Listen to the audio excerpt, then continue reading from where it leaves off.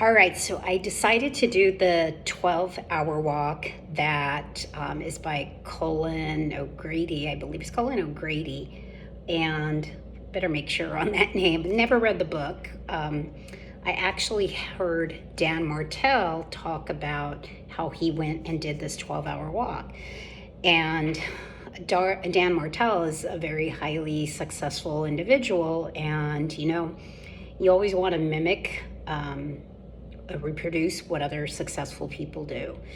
So one of the biggest things I wanted to do was I wanted to just have that takeaway of, well, what is this? It's 12 hours of really, you're just walking, you're by yourself. I figured you probably can do it with someone else, but the point is to be in silence the whole time. No phones, no electronics, no any of that. I know I've seen people that they have their phone and they're recording. They're like, okay, here I am 1 hour, here I am 2 hours, here I am 6 hours. I'm like, that kind of beats the point. Why do that? So basically, and once again, you do you, and this is how I did it for me. And it's not about the distance. It's more of the time in silence. It's more about your time connecting to yourself, connecting to God, just being still, mastering your mind, because I believe once you master your mind, that you can master a lot in your life. So the whole point, like I said, was to walk for 12 hours in silence. Take as many breaks as you need to. I journaled. I took my old notebook here and I journaled. I had some aha moments. I would stop. So what I did, I'll let you know what I did, but one, I think you should probably let at least a couple people know, whether it's your family, someone, that what your route is, what you're going to do. Let them know about your journey, about your route. I did mine at the beach because there's trails. You could walk in the sand, you can walk in the ocean, which is awesome. So you just have to choose a trail for you that's going to work for you. I did have, make sure that you have a good pair of shoes, have a post-recovery regimen kind of prepped already. So I went and just stuck my feet in a jacuzzi, and then I did infrared sauna after that. Hindsight, I probably should have done cold, like put my feet in in an ice bucket for a few minutes, and then 10 minutes, then go into the jacuzzi, then go do the infrared sauna. But I didn't. I worked with what I had. Since I wasn't home, I was in Orange County, California when I did this. As far as food, I packed, what I ate basically in a day, I wasn't hungry. The temperature was about 70s, probably about 70s, maybe even got up to the 80s since it was at the beach. Mind you, did this at the end of August, so end of summer. I basically had packed like 6 eggs, hard-boiled eggs. I had some pistachios.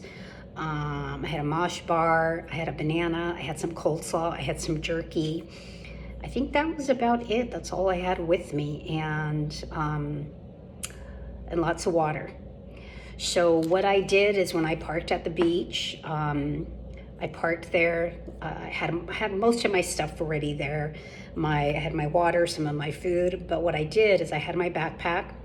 I put in my about 40 ounces of water in there, and then I had some food. Put the food in there, and then I just took off for a few hours. And as I was returning, got something from my car, got some more water, and that's how I did things.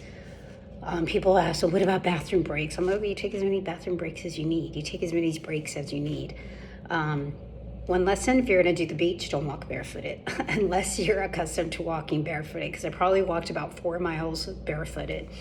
And so my feet are, this is a few days later, still kind of feeling it, but I'll survive. I'll just go get my feet adjusted.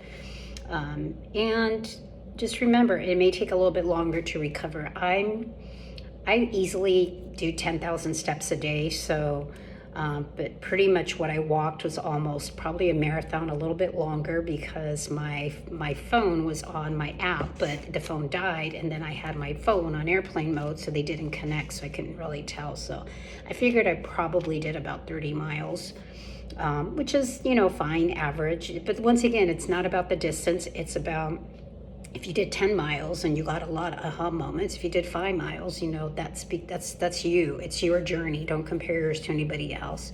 What I probably should have done is added some salt.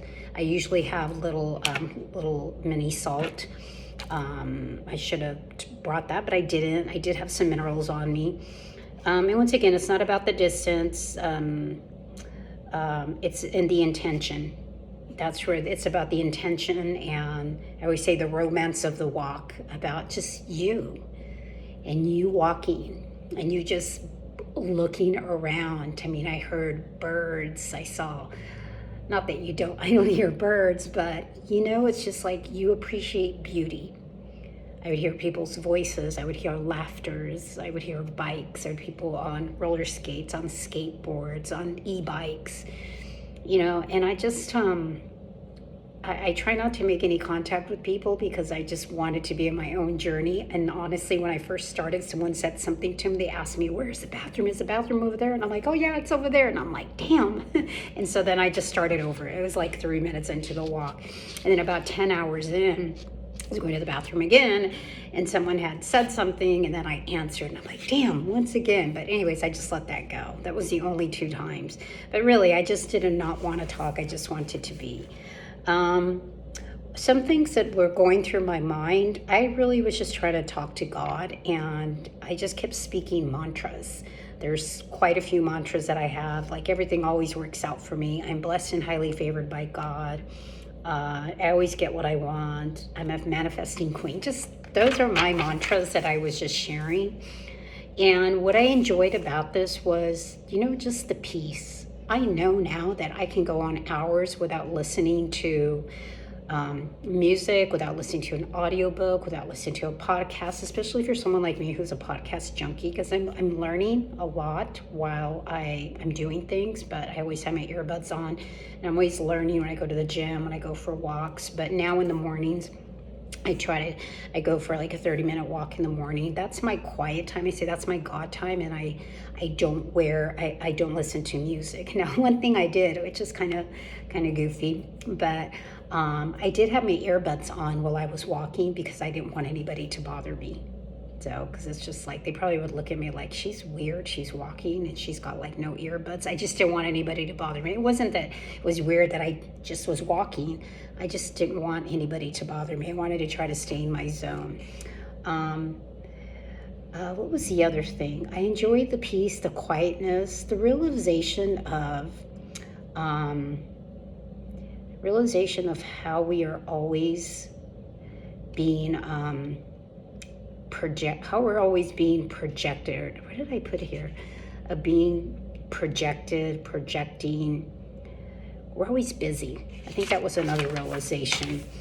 A couple things that I wrote here, that something making sure. Oh, another thing is make sure you have good shoes. Choose a good time of the year. I actually took 2 pairs of shoes so I could switch off.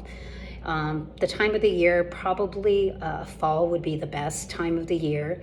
Summer could be a little bit harsher, the elements of nature, but probably fall would be the best time of the year. Start as early as possible. That's another lesson. I probably should have started early. My intention was to start at 7:30, but I did start later. But next time I would do it, I would probably start at 6 in the morning. And make sure that you pack protein. Protein like nuts, fruit, beef jerky. Like I said, I did boiled eggs. Have some hand wipes to wipe stuff, paper towels, enough water. I was at the beach, so I did take a towel, and I did have a swimsuit. If you want, you can take a pen and a journal to reflect. You could stop every 1 to 2 hours. These are just some guidelines, and just reflect. Like I was just, as I sat, I stopped for a few minutes and stopped and just listened to the vastness of the ocean and just the realization of the power of nature, but also something that it made me realize. It's just like, here we think we're so damn important, you know, and it's like, we're really not that important. It's like, if we were to die tomorrow, less than 0.00001% of the population would give a crap. That's just the reality of it. Yeah, your family and your friends, beyond that, nobody would really miss you. So it gave me the realization that, you know, do what you need to do in life. Don't, who gives a crap what anybody else thinks, you know? If you have a message, share the message. If you want to try something that scares you, try it. I mean, you have absolutely nothing to lose. What other thing? Talk to who God is to you. Talk to your guides. People think they have angels around them. They have guides around them. God, whatever your belief is. I'm not here to tell you what that is. But I was having conversation with God, my Jehovah God. You know, I call him Papa God.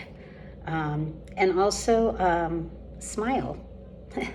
Just smile a lot. I was just smiling. I was just happy to just like, I'm alive. I can go out and I can walk. I can move my own feet. I can see, I can smell.